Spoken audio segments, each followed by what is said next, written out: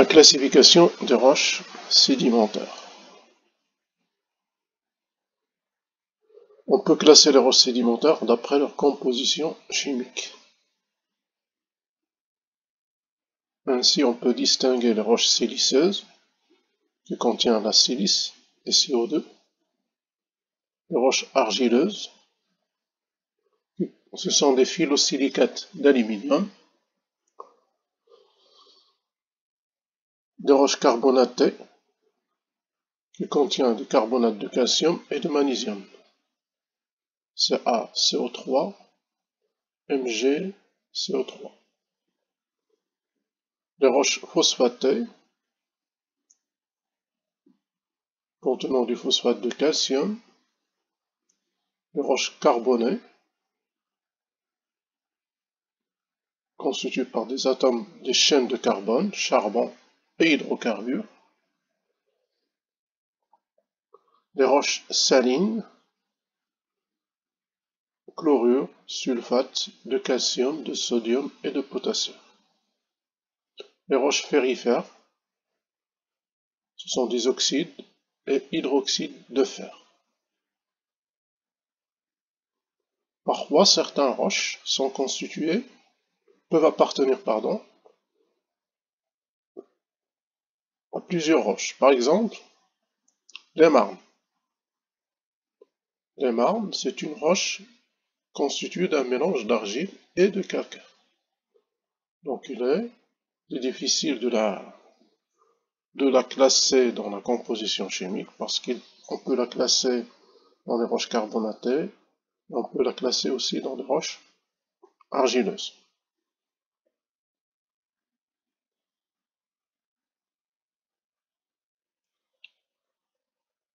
Après la classification d'après la composition chimique, on va classer les roches d'après leur origine. On distingue trois origines: l'origine détritique, l'origine biologique, l'origine biochimique et l'origine chimique. Donc une roche mère va subir une désagrégation mécanique. Donc il va donner des sédiments détritiques. Donc on aura des morceaux de roche arrachés à la roche mère et qui vont former la roche détritique. Donc les roches détritiques contiennent des débris de la roche mère.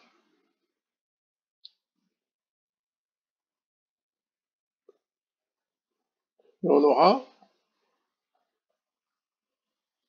le lessivage de la roche par les eaux va entraîner des éléments en solution. Ces éléments en solution sont fixés par des êtres vivants pour former soit la matière organique, c'est le cas du charbon et pétrole qui sont des roches biologiques, ou bien ces éléments dissous dans l'eau sont fixés dans le squelette des organismes et vont former des thés et des coquilles, et les débris des thés et des coquilles donnent des roches biochimiques.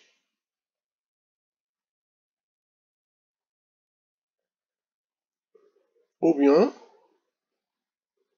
les éléments en solution vont se concentrer dans un milieu confiné, ils vont subir une évaporation et ils vont précipiter et donner des roches chimiques,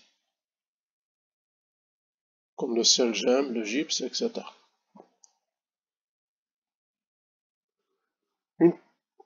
Donc vous avez une roche mère va donner des particules, des fragments de roche qui forment les roches détritiques. Il va donner des éléments en solution qui sont fixés par les organismes, ils vont donner des roches biologiques, ou bien ils sont fixés par le squelette ou les coquilles de certains organismes et ils vont donner des roches biochimiques, ou bien ces éléments en solution vont subir une évaporation importante et vont donner des roches chimiques. Il reste une partie sur place qui n'est pas mobilisée et ça donne des roches résiduelles.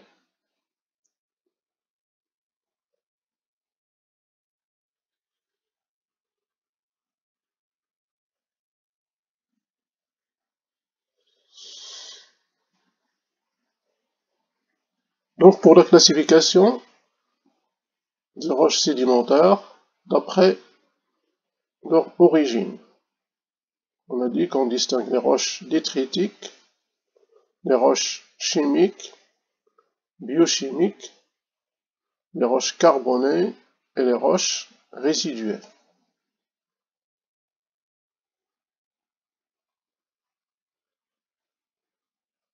Les roches détritiques proviennent de la destruction de roches ou d'organismes et ça donne des cailloutis, des sables coquillés. Et ces débris, ces particules, lorsqu'ils sont indurés, lorsqu'ils ont subi la diagénèse et consolidés, ils vont donner des conglomérats, des grès et des grès coquillés.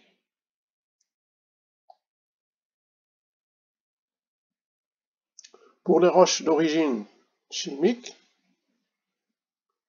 il provient de la précipitation directe des éléments dissous dans l'eau et il donne les sels gemmes, le potasse, les tufs calcaires, le silex, etc. Pour les roches biochimiques, vous aurez la fixation directe ou indirecte des éléments solubles dans l'eau. Ces éléments sont fixés par les organismes vivants pour former leur squelette. Et ça donne les calcaires bioclastiques et les calcaires bioconstruits qui forment des récifs.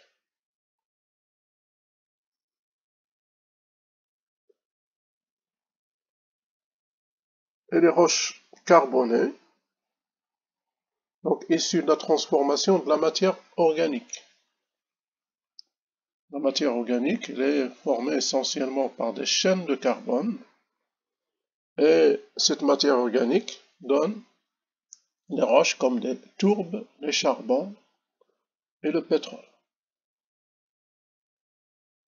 Enfin, vous avez des éléments qui restent sur place, qui ne sont pas mobilisés. Ce sont les roches résiduelles. Ce sont les résidus solides laissés sur place par l'altération.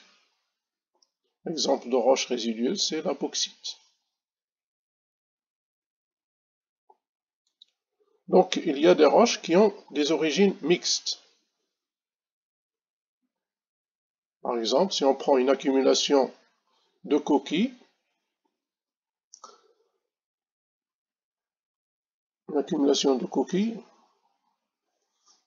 une roche formée par une accumulation de coquilles, elle peut être considérée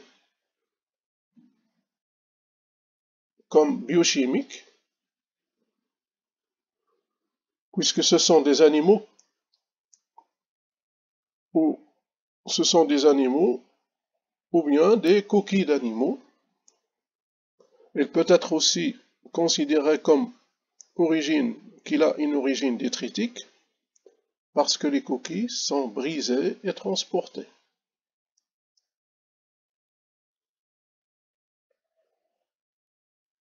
Donc une lumachelle, une lumachelle elle est constituée par des débris de coquilles, il peut être considérée comme une roche biochimique ou bien une roche détritique parce qu'il a subi un transport important.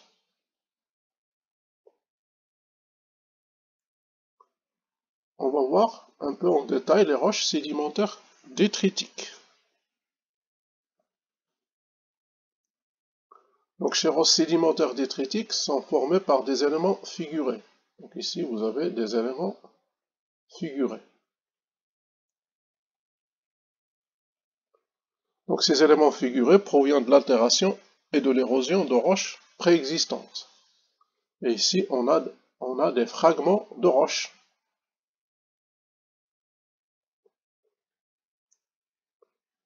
Et ces éléments figurés sont liés par des particules plus fines et par un ciment.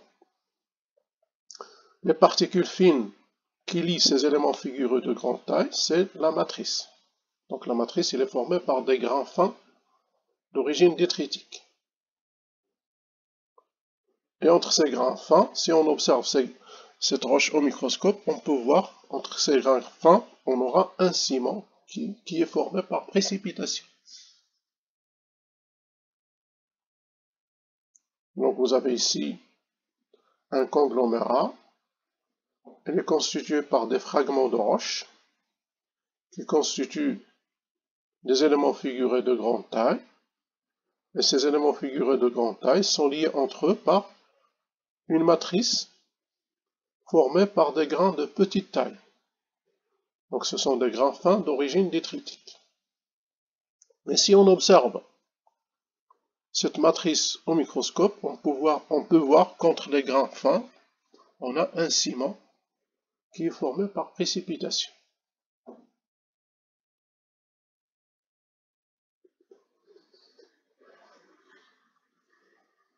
Donc ici, on a la classification d'après la taille des éléments des roches détritiques. Donc les roches détritiques sont classées selon la taille des particules qui les constituent. Et on va distinguer dans les roches détritiques des classes granulométriques. On distingue la classe granulométrique des rhyodites lorsque la taille est supérieure à 2 mm.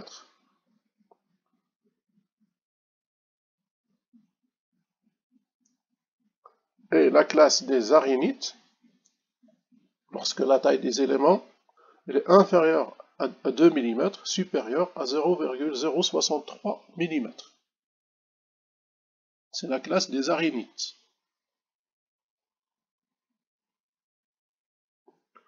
Et la dernière classe, c'est la classe des lutites, lorsque la taille est inférieure à 0,063 mm. Dans la classe du lutite, on peut distinguer des siltes et des argiles. Donc les siltes et les argiles sont des sédiments non consolidés. C'est une roche qui n'est pas consolidée.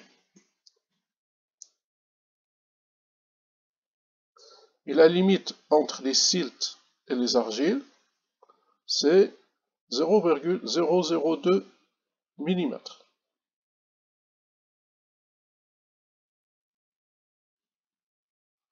Donc lorsque la taille est inférieure à 0,02 mm, c'est-à-dire inférieure à 2 microns, vous aurez des argiles. Lorsque la taille est supérieure à 2 microns, vous aurez des siltes.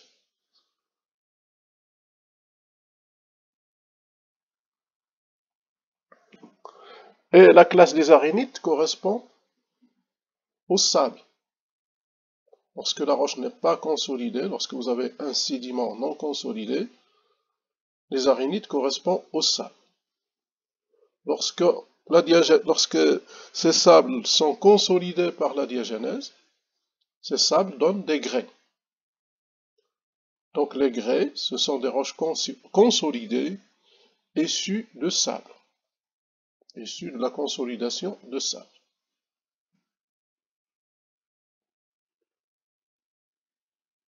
Et dans la classe du rhyodite, on peut distinguer les graviers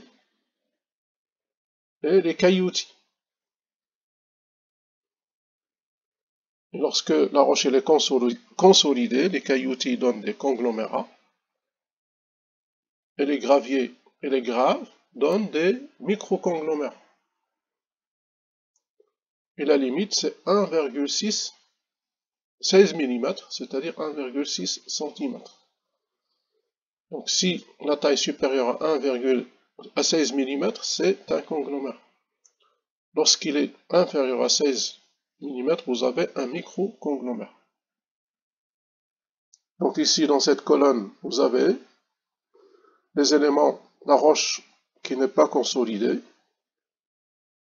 Et ici, vous avez la roche qui est consolidée.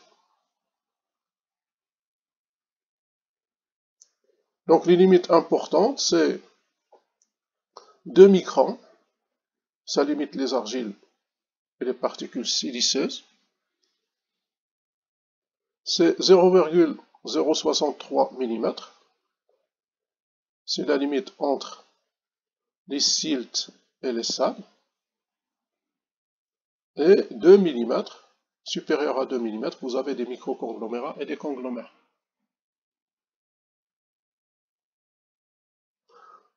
Donc, vous avez ici des sédiments non consolidés, ou roches non consolidées, et ici les roches qui sont consolidées. Argile, l'argile elle est meuble, l'argilite elle est consolidée. Silt, c'est une roche meuble, siltite, c'est une roche consolidée, etc. Sable, c'est une roche meuble. Grès, c'est la roche consolidée correspondante.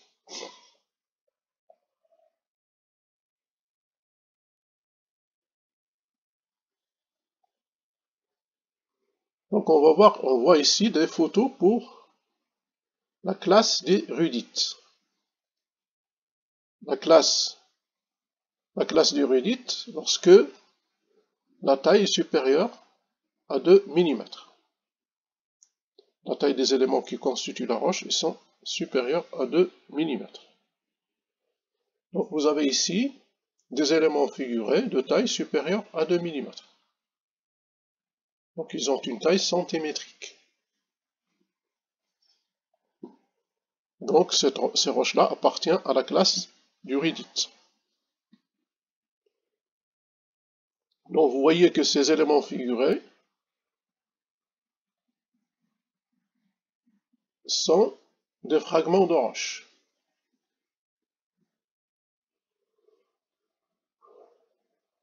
Et on distingue.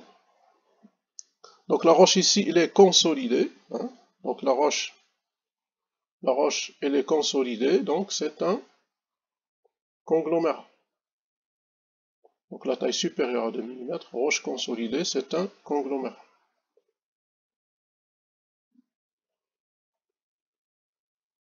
Et on distingue dans ces conglomérats deux types de conglomérats. Ici les éléments, ils ont une forme comment? Ils ont une forme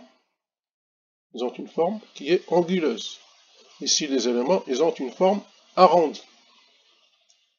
Lorsque les éléments sont arrondis, on parle de poudinque. Vous avez une poudinque. Lorsque les éléments sont anguleux, c'est une brèche. Et on peut distinguer dans les conglomérats des conglomérats qui sont polygéniques et monogéniques. Ici, vous avez une brèche, donc, parce que les éléments sont anguleux. Donc, les éléments figurés, ils ont une forme anguleuse, c'est une brèche. Ici, les éléments figurés, ils ont une forme arrondie, c'est une poudinque. Ici, les éléments figurés sont de même nature, proviennent d'une seule origine. Hein? Donc ce sont des débris qui proviennent d'une même roche.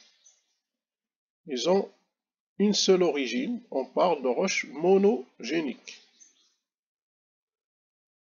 Donc la brèche ici, elle est monogénique. Le conglomérat que vous avez ici, hein, le poudingue, c'est une poudingue parce que les éléments figurés sont arrondis. Et on voit que les éléments proviennent de débris de roches différentes. On parle de poudingue polygénique. Donc ici, vous avez les éléments figurés, ce sont des débris de roche. La taille elle est supérieure à 2 mm. Hein, donc c'est une roche qui appartient à la classe du rudite.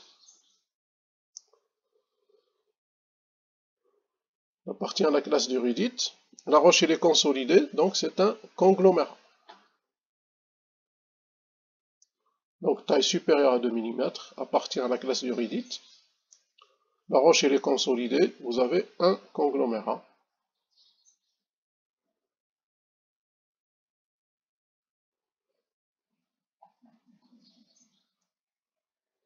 Donc les éléments sont arrondis. Donc si les éléments sont arrondis, vous avez une poudingue. Donc ici, vous avez une poudingue. Et ces éléments, ce sont des débris de roches différentes. Ça vient de roches qui sont très différentes. Donc vous avez un poudingue polygénique. Donc il est polygénique. Et la matrice, les grains fins qui vont souder les gros grains, la matrice, elle est gréseuse.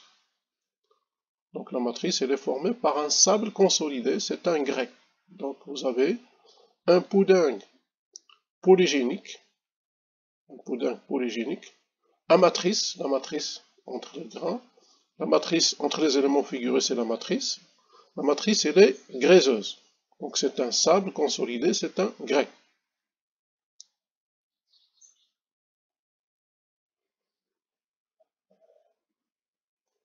Vous avez ici une séquence de dépôt. Dans cette séquence de dépôt, on observe ici quel type de roche. Donc vous avez ici des éléments figurés de grande taille. Donc c'est un conglomérat. Donc ici on a un conglomérat. Et vous voyez que les éléments figurés sont anguleux. Vous aurez des éléments anguleux, donc c'est une brèche. Donc vous avez des fragments de roche. Donc c'est une brèche. La forme des éléments, elle est anguleuse. Vous aurez des éléments anguleux. Vous voyez que vous avez des éléments figurés de grande taille. Donc vous avez ici la taille d'un homme. Donc vous avez l'échelle ici. Donc vous avez des débris de roche, d'énormes débris de roche. Donc c'est à peu près métrique. La taille elle est métrique. Et vous avez des éléments figurés de plus petite taille. Et vous avez la matrice qui est formée par des éléments plus fins. Et si on observe sur ces éléments figurés, sur ces débris de roche, on va voir qu'il y a des stries, ils sont striés. Donc vous avez une roche qui est formée par des blocs énormes, des blocs moyens et des petits éléments figurés. Et dans la matrice, vous avez des sédiments qui sont très fins, broyés. Et dans les blocs de roche, dans les débris de roche, on trouve des stries. Donc ça rappelle quoi? Ça rappelle l'érosion glaciaire. Donc l'érosion par la glace. Donc ici, vous avez des anciens moraines. C'est une moraine ancienne, consolidée. Donc la moraine, lorsqu'elle est ancienne et consolidée, est une thylite. Donc on parle de thylite. Donc l'érosion glaciaire donne des moraines. Et ces moraines, lorsqu'ils sont consolidés par la diagénèse, ils vont donner des thylites. Donc ici, vous avez une couche déposée, issue de l'érosion glaciaire. Donc il s'est formé dans un climat très froid. Vous avez de la glace. Au-dessus de cette couche-là, vous avez des calcaires dolomitiques. Et on sait que les calcaires, généralement, ils se forment dans un milieu marin, chaud, relativement marin ou continental, mais dans un milieu relativement chaud. Donc ici, on passe brusquement entre un milieu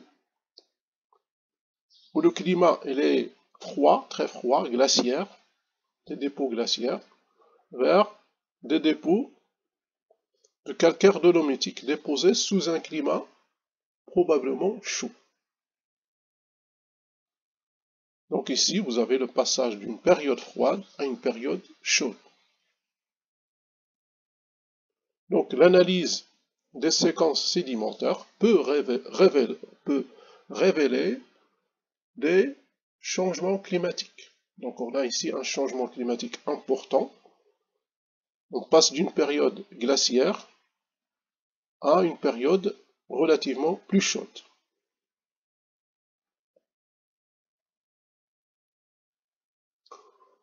On revient à la classification des roches sédimentaires détritiques. Et on va voir la classe des arénites. La classe des arénites. La classe des arénites lorsque la taille est comprise entre 2 mm et 0,063 mm.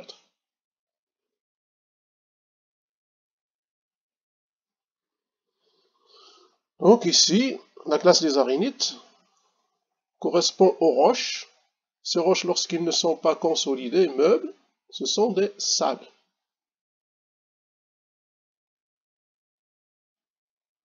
Donc les sables appartiennent à la classe des arénites. Donc les sables, c'est une roche sédimentaire meuble.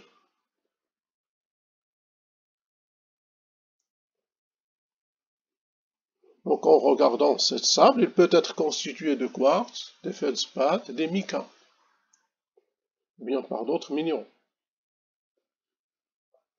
Il peut contenir aussi des débris coquillés calcaires.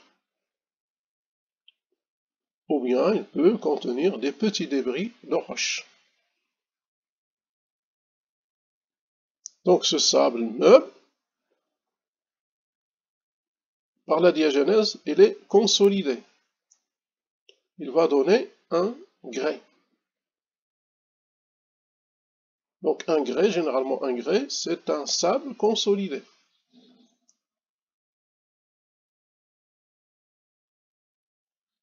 Et dans ce grès, on peut étudier le classement, c'est-à-dire la différence de taille entre les grains, la nature des éléments figurés, est-ce qu'il s'agit de quartz, feldspath, mica, calcite. Donc si vous avez étudié les éléments figurés et le ciment. Et le ciment dans les grès, il peut être carbonaté, siliceux ou ferrugineux. Ou autre. Vous avez ici un grès. Donc ici, une vue à la loupe, on voit que le grès est constitué par des grains. Ici on observe, il s'agit surtout de grains de quartz. Donc ici on a un grès quartzeux.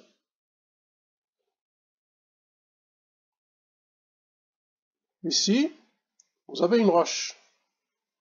Si on met une goutte d'acide sur cette roche, il va faire une effervescence. Donc la réaction elle est positive avec si on ajoute de l'acide chlorhydrique. Donc en mettant une goutte d'acide chlorhydrique, cette roche va être effervescente. Donc il s'agit d'un calcaire. Et on observe ce calcaire, on voit qu'il est composé de grains de petite taille, de sable, des grains calcaires de la taille des sables, et de beaucoup de fossiles. Et il est constitué aussi de fossiles. Et dans ces fossiles, on peut observer ici des coquilles de gastéropodes. Ici, vous avez un autre échantillon de calcaire. Et ce calcaire est constitué par des grains de sable calcaire. et des fossiles. Fossiles, c'est-à-dire des coquilles. Vous avez des débris de coquilles. Donc c'est un calcaire bioclastique.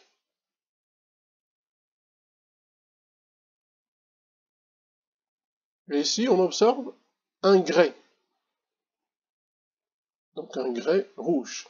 Donc vous aurez des sables rouges qui ont été consolidés et ça donne un grès.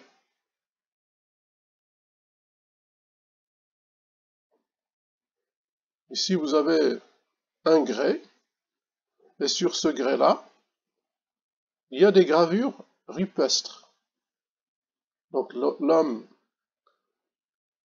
il y a des hommes ici qui ont dessiné des différents types d'animaux. Donc il s'agit d'un grès. Ce grès, on le trouve en Namibie, dans une région aride. Dans une région qui est aride. Et on voit qu'ici, sur ce grès, des dessins de girafes, des gravures rupestres, de girafes, de lions, de rhinocéros, etc. Donc ces animaux, est-ce qu'on peut les trouver dans un milieu aride? Non, c'est pas possible. Donc les hommes qui ont dessiné ça montrent que dans cette région-là, qui est maintenant aride, vivaient des animaux, des lions, des girafes, etc. Et tout ça, on le trouve dans des régions où vous avez une forêt ou bien des steppes. Donc ça veut dire que vous avez un climat plus humide. Donc dans cette région a subi un changement climatique. Le climat était plus humide et maintenant il devient aride. On pense que ces dessins, ces gravures rupestres ont été réalisés il y a 6000 ans. Donc il y a 6000 ans, le climat était plus humide avec une forêt, et dans cette forêt on peut trouver des lions, des girafes, etc.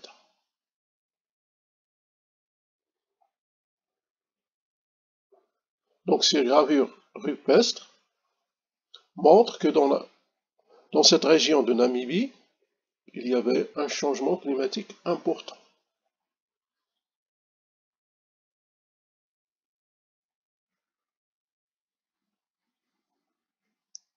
Maintenant, on va revenir deuxième fois à la classification des roches sédimentaires détritiques. Et on va voir la classe des lutites.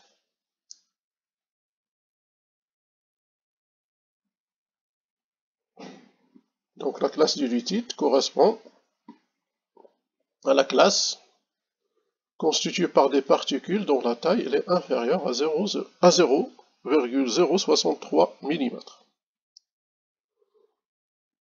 Dans les lutites, on va trouver des sédiments meubles, soit des siltes, soit des argiles.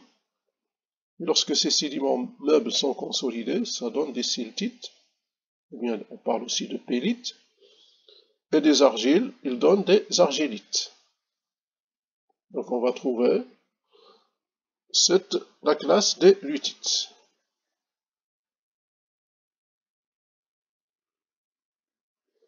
Donc on a dit que dans la classe des lutites, on a des siltes et des argiles, lorsque le sédiment est meuble. Ces sédiments meubles, lorsqu'ils sont consolidés, le silt il va se transformer en siltite, et les argilites vont se transformer en argilites.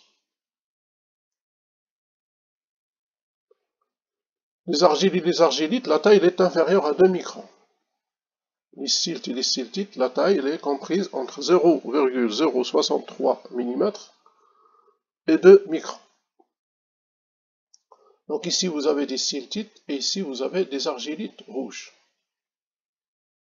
On reconnaît les argiles et les argilites. Il contient des argiles. On les reconnaît parce qu'ils happent à la langue. Lorsqu'on va mettre la roche sur la langue, il va coller à la langue. On dit que les argiles happent à la langue. C'est une façon d'identifier les argiles et de les différencier des siltites, qui sont tous deux des roches constituées par des grains fins.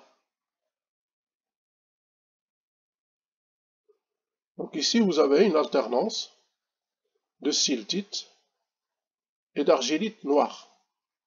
Donc vous avez une siltite et ici, vous avez des argilites noires. Donc ici, vous avez des argilites noires. La couleur noire, elle est due à une abondance de la matière organique.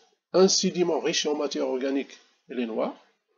Un sédiment contenant des oxydes de fer, il est rouge. Donc ici, vous avez des roches appartenant à la classe des lutites, siltites et argilites.